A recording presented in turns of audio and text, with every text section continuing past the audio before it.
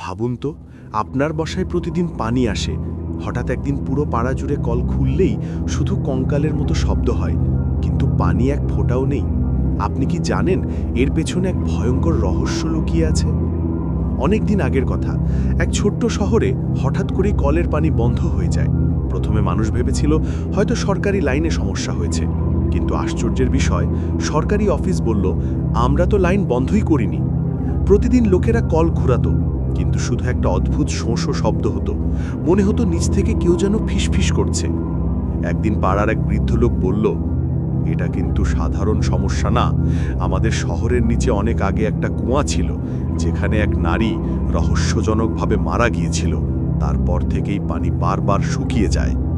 মানুষ প্রথমে বিশ্বাস করেনি, কিন্তু রাতের বেলা কিছু মানুষ কলের কাছে কান রাখল। সেখানে পরিষ্কার করে শোনা গেল একটা নারীর কান্নার শব্দ, আমার জল ফিরিয়ে দাও, আমার আত্মা তৃষ্ণার্ত। লোকেরা আতঙ্কে পাগলের মতো দৌড়ে পালিয়ে গেল। এরপর পুরো শহরে গুজব ছড়িয়ে পড়ল যে সেই মহিলার আত্মা পানির টেনে নিচ্ছে। লোকেরা শহর ছেড়ে পালাতে শুরু করল।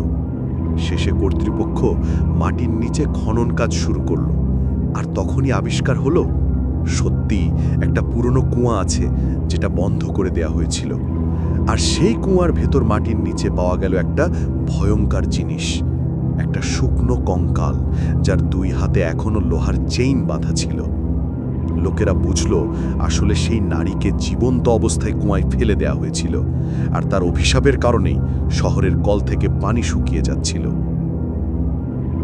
আজও শহরের পুরনো মানুষরা বলে, সেই কঙ্কাল নাকি ঠিকমতো দাফন করা হয়নি, তাই মাঝে মধ্যে রাতে কল খুললে এখনো কান্নার শব্দ শোনা যায়। আপনার সাহস থাকলে একদিন মাঝরাতে কল খুলে শোনার চেষ্টা করতে পারেন। ভিডিওটি কেমন লাগলো আপনার মতামত জানাতে ভুলবেন না। চ্যানেলটি সাবস্ক্রাইব করে সাথেই থাকবেন।